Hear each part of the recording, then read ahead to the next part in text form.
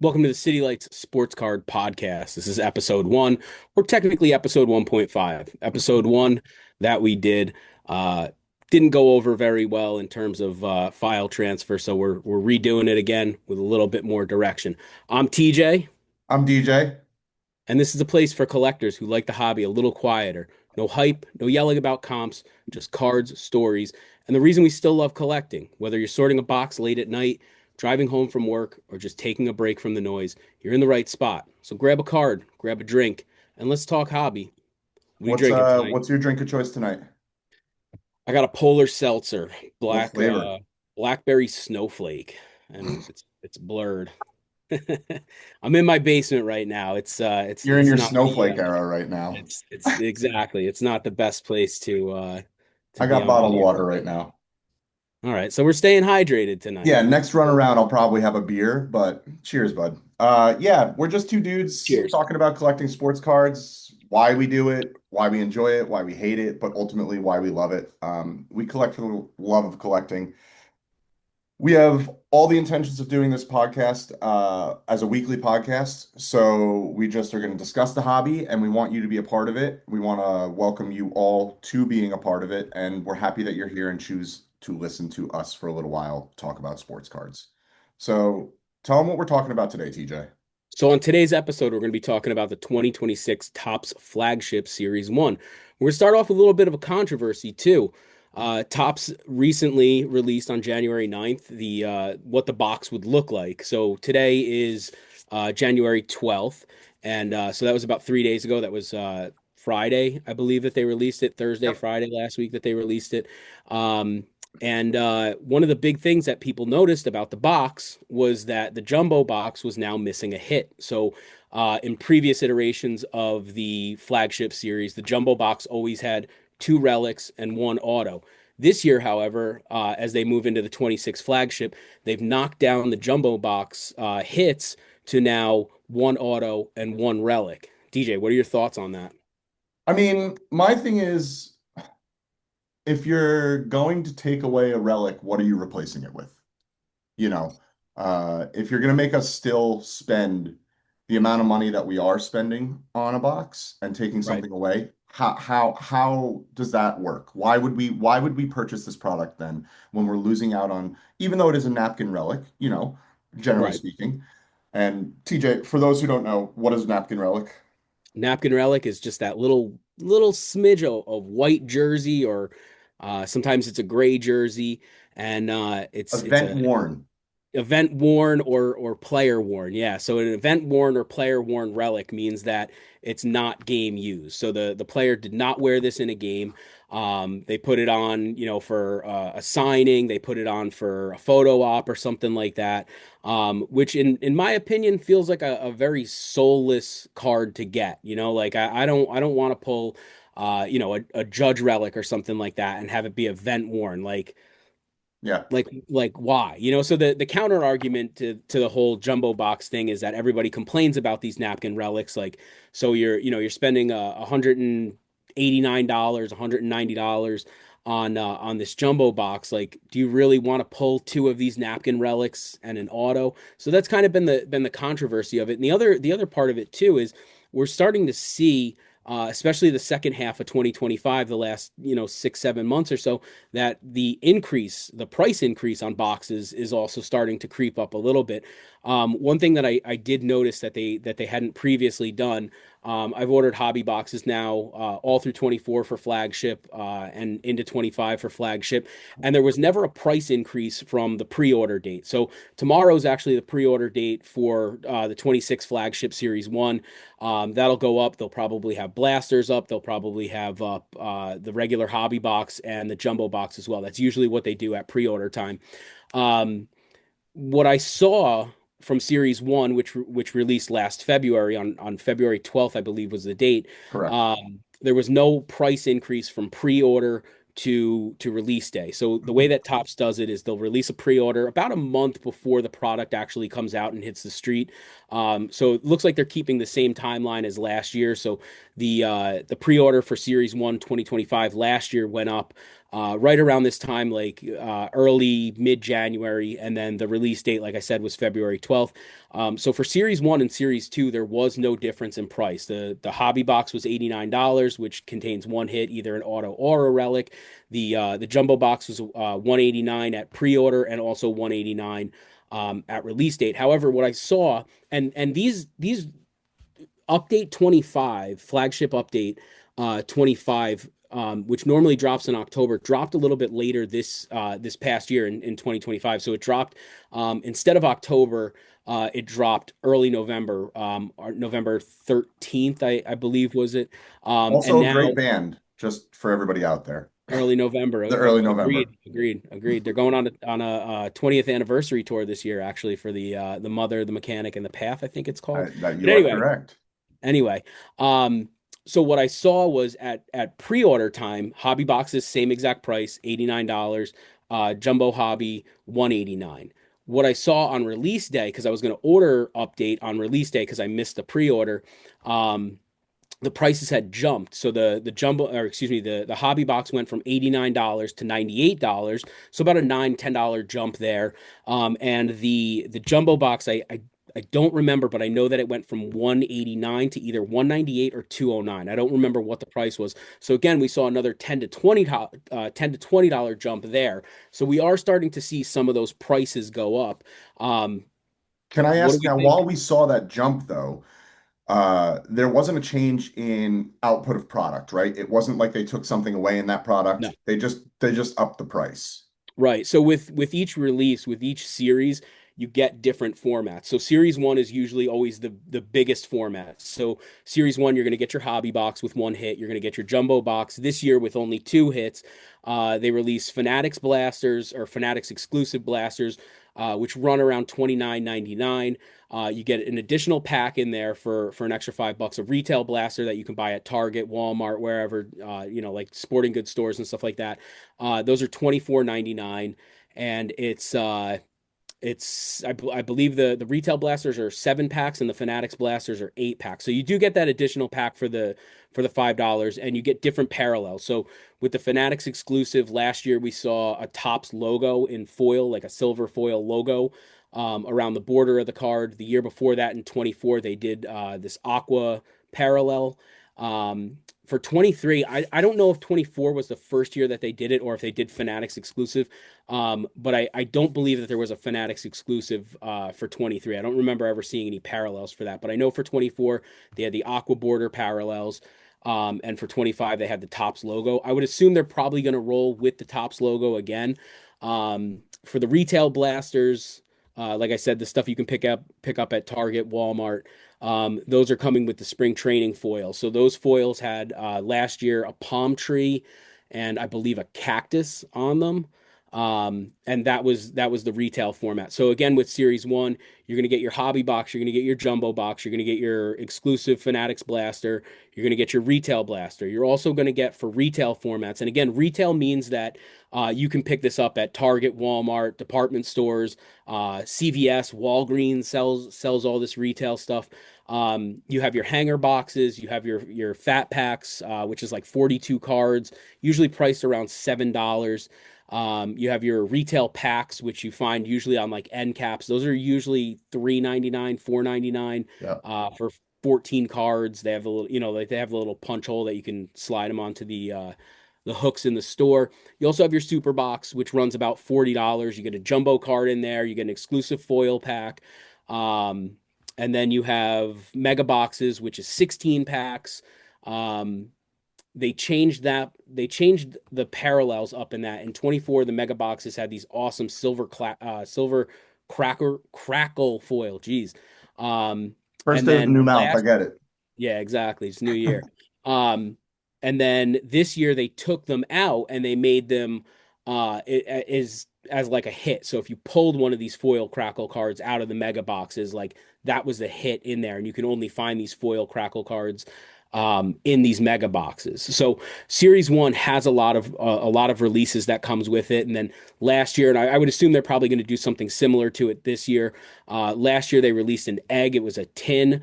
That was essentially just a hanger box, came with 59 cards in it. You got exclusive holiday parallels. Since it was an Easter egg, they had like Easter egg parallels, Mhm. flowers. Um, they had a bunch of different Easter themed or spring themed parallels that were in there, and they also had the celebration boxes, which was a mega box essentially, 16 packs. And what they did with that, which I thought was really cool. I thought this was a cool box. I really liked the celebration boxes.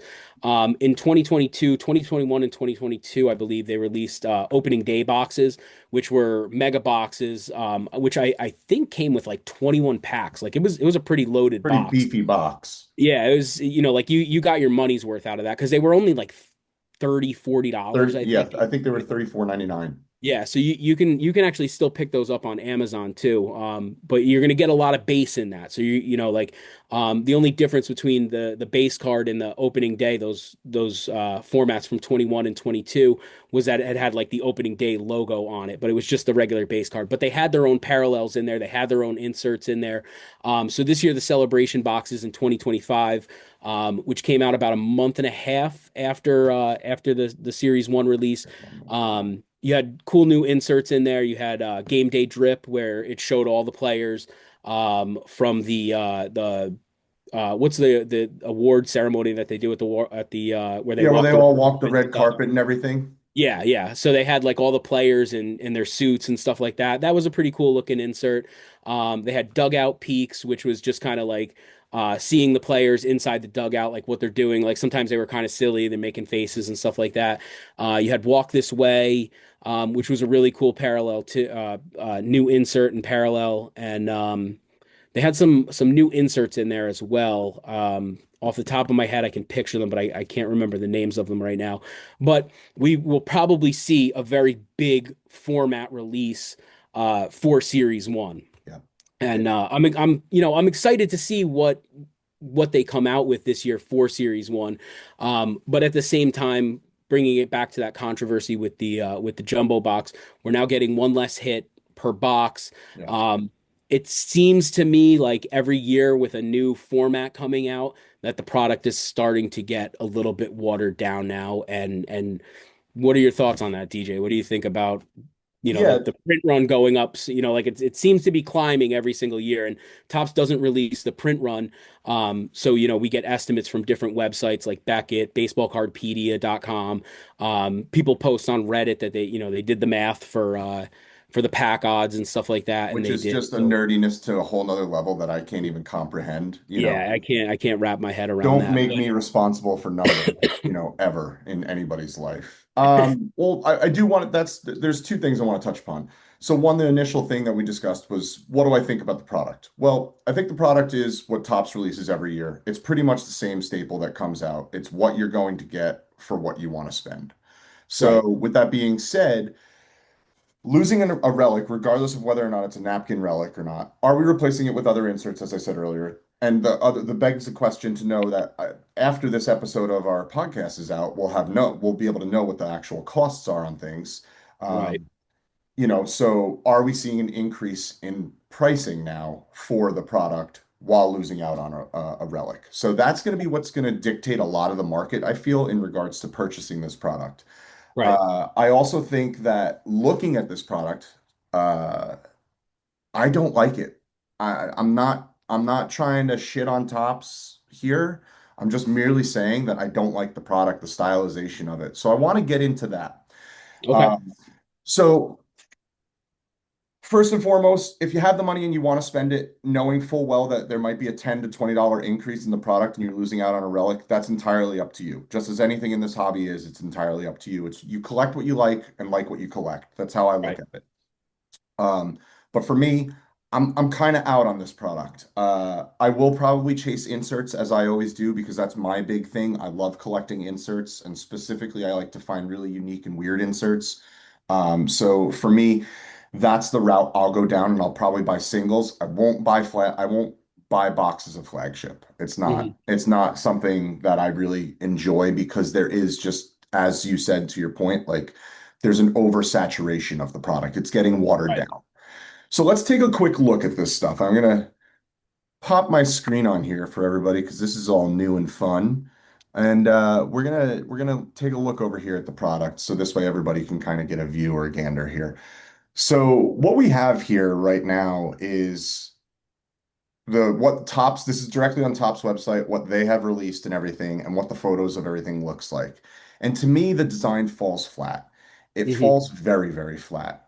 It seems as if it was, as we were discussing earlier off the podcast, it seems like something you would get from a hobby night, like a rip night. And you're, Absolutely. meeting at a local card shop or whatever, and you're doing that event, and it's a hobby rip night, and they give out those clear cellophane packages of the cards. These are what those cards look like. There's no kind of uh like liveliness to these cards. They fall Right. flat to me.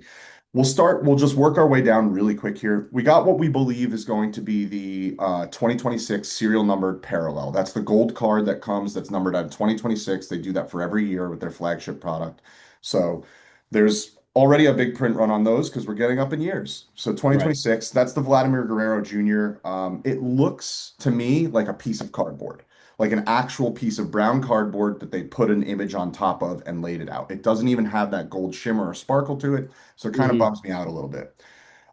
Greatest Hits is coming out. It looks like what is supposed to be a classic newspaper article release of an image, with it being torn through and having the player in an action pose of some sort for some monumental thing that happened during the 2025 season, being portrayed on those cards. I So like the just idea. sorry, I just No, want go to ahead, jump in TJ. real What? quick.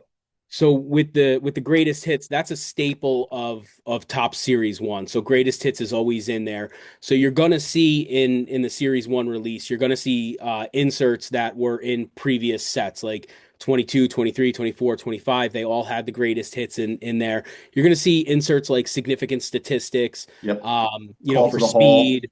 For Call to the Hall was actually a new insert for 25. Oh, So I don't know if it's going to be in 26 okay. because they haven't released the checklist yet. So what we're seeing here on the screen is Topps released the pre-order info. The pre-order is going up tomorrow, January 13th, which probably is when most people are going to be hearing this, or maybe later, and you missed the pre-order.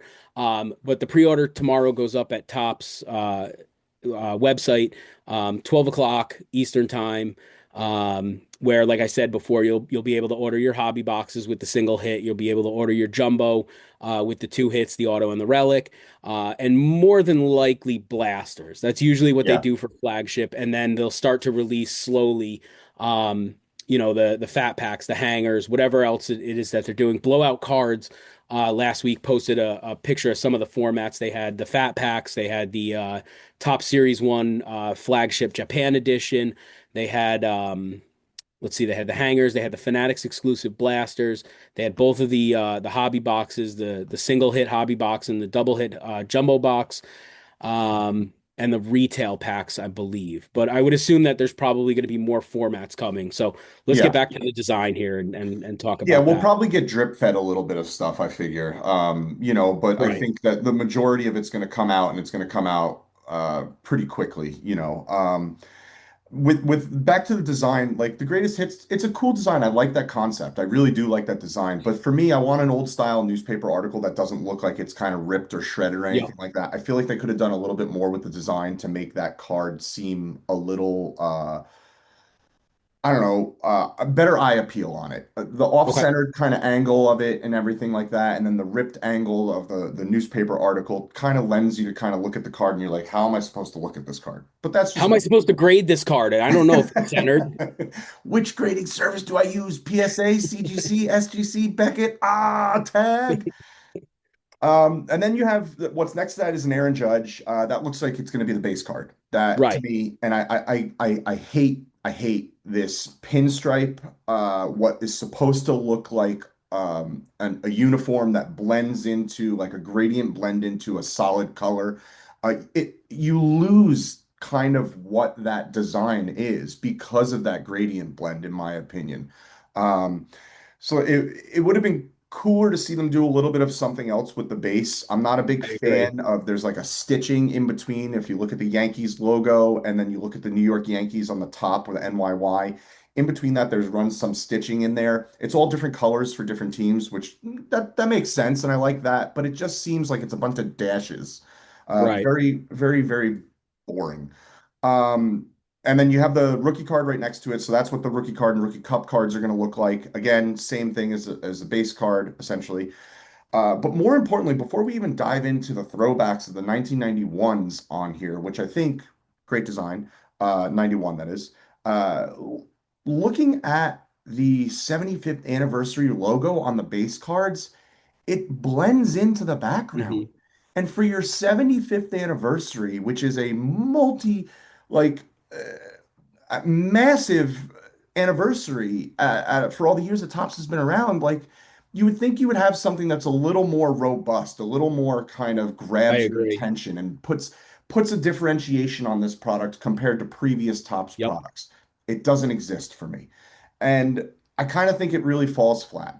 With the recreation of the 75, the 91 cards, which was the 40th anniversary, Right. that they're doing now in this product with the 75 anniversary stamp on it. I love it. It looks exactly like a 1991 Yep. card. It looks exactly like it. And it does everything I want it to do. It's beautiful that it's on card autos, which is great, which is always the case for Flagship, you And know. yeah, they seem to be moving, especially with Flagship, more on-card autos versus sticker autos, which is really nice to see. Exactly. Um, I'm definitely a big fan of the on-card autos. So it's nice to see that the two autos that they've released so far, Trout and Cade Horton, have those on-card autos in the set. That's a cool that to me is a step in the right direction. I agree. That's a change in the format that we need because a lot of people in the hobby, from my understanding and communicating and conversing with people, this means that the player actually held this card at Right. some point in time and had to sign it. Now, when you get a sticker auto, it's literally just a sheet and these guys are just going across and then it's put on there by a Topps representative. And, it could be haphazardly put on there and it's angled or they've signed off their signature on when they swooped too big on Right. letters or something like that. This leaves no room for error, and this gives you an anniversary product that I could get behind. Right. This Agreed. speaks to me like authentic, true to form tops. Now you could see on here too, you could see that the Cade Horton is a base auto. There's no serial number on it or anything like that. Uh, Auto placement for Cade Horton, great, dude, nice auto. Mike Trout, that's numbered to five. So it's gonna break down by parallels again. Your fives are gonna be red, your blacks are gonna be 10, your oranges are gonna be 25, and your golds will be 50.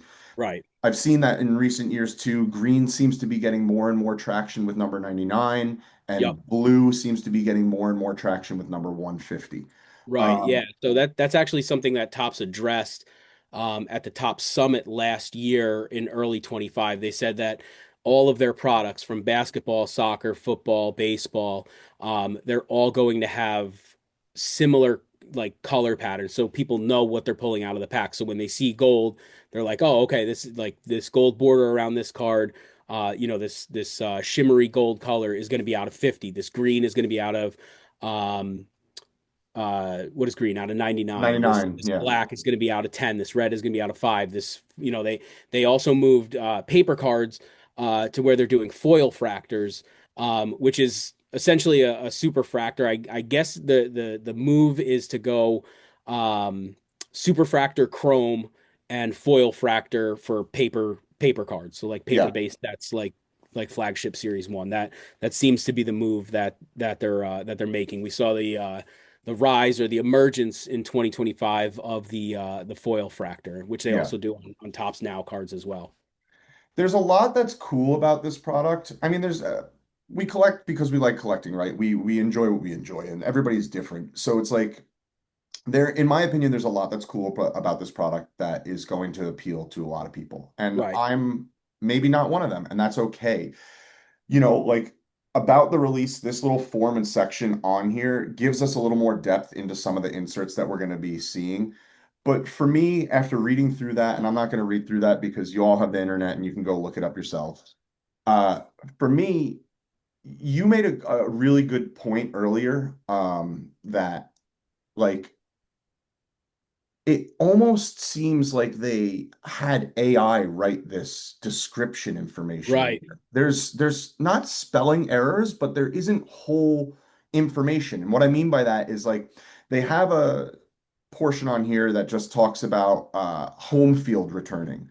And for all of you that don't know, home field advantage was a subset, an insert set that they did, and it was each player based with like a representational of their team. So like the Phillies had the Liberty Bell and it had their stadium, Citizens Bank in the background for Bryce Harper and everything like that. And it's like Tops's competitive product to the downtowns from Panini, right? right. Yep. And so, for all of you who don't know, TJ also put together the 50 set of Home Field Advantage, and Topps featured him on their Facebook page. Uh, Pretty massive undertaking in regards to how rare those cards were said to be. Come to Thought, find out, we do know that there's a much bigger print run on them than was initially released or reported. without a doubt. Um, which we're going to put a pin in that because we want to come back to print runs and odds and checklists. But it on the website, it's labeled as home field. It says fan favorite designs such as All Aces, which was a great set that they brought back, which Right. is from the 90s as well, Heavy Lumber, and Home Field Return, not Yeah. Home Field Advantage. So it's like, did nobody proofread this? Did anybody Right. actually take a minute to look this over and make sure they were putting the best photos forward for us to look at and see that what was going to be representational of the product coming out? And that's why I said it falls flat. There's two autos you're showing. You're showing a base rookie, a base card, a greatest hit insert, and what we're assuming again is the serial number 20 to 26. And if you look at that again, if you look at the website, it's so hard to see 75th anniversary on those cards. I Yeah. just feel like they really did a poor job putting their best foot forward for the new release of the year while also hitting us with one less relic in boxes for jumbos now. So it's like, man, Tops, what are we doing here? Are we Right. just kind of putting out what we think that people are going to want and eat up like the sheep that we are? Or are we going to put out something that's actually a good product that makes me want to buy this product as a collector? Like maybe this is catered towards newer people, like a newer hobbyists as opposed to traditionalists.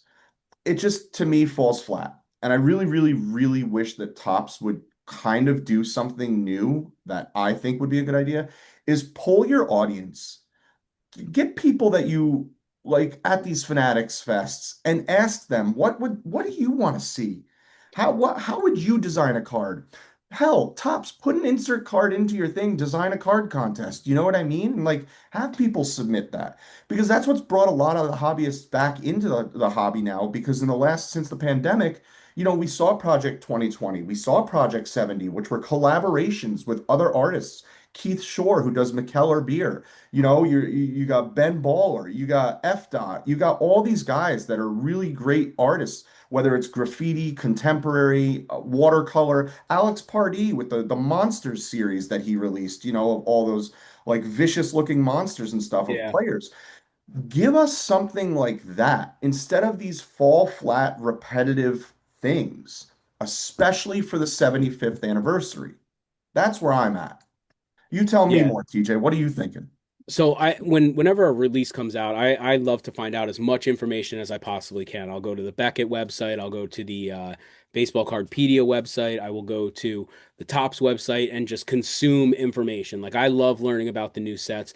What I saw on the Topps website today was that they're releasing a 75th anniversary die cut, which I'm assuming they did that back in like 2021, 22, I think. I don't remember exactly. But we're definitely going to see some new inserts in here, that's for sure. Probably a lot that has to do with the 75th anniversary. I wouldn't be surprised to see a new parallel, like a diamond parallel, number 275. That would not surprise me to Yeah. see.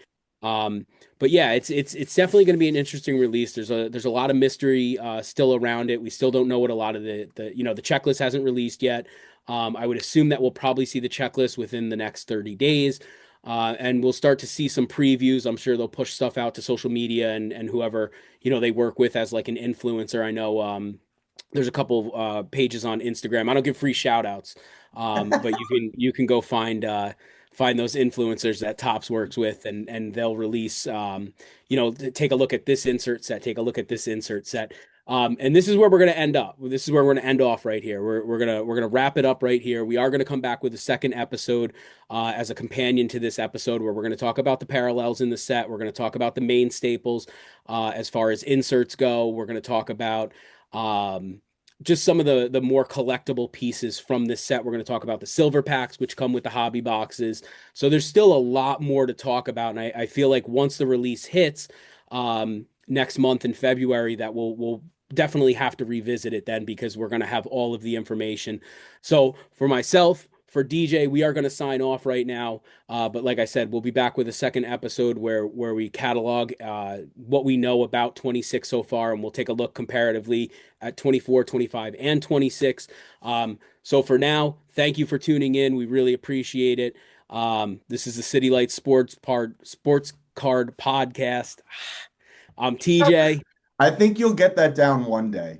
I I'll get think it. one day. Maybe once we start drinking a little bit more during these things and we're not drinking snowflake water, whatever you were drinking, dude, like we'll be able to kind of figure out how to say City Lights Sports Cards Podcast. I Yeah, still couldn't yeah. even say See, it. see, Damn it. see. I thought We'll I get had it. it there. We'll Thank get you it. guys for joining us. Catch part two of our episode one. We'll be firing that off shortly, but we're going to take a little break right now. Cheers. All right. Bye, guys.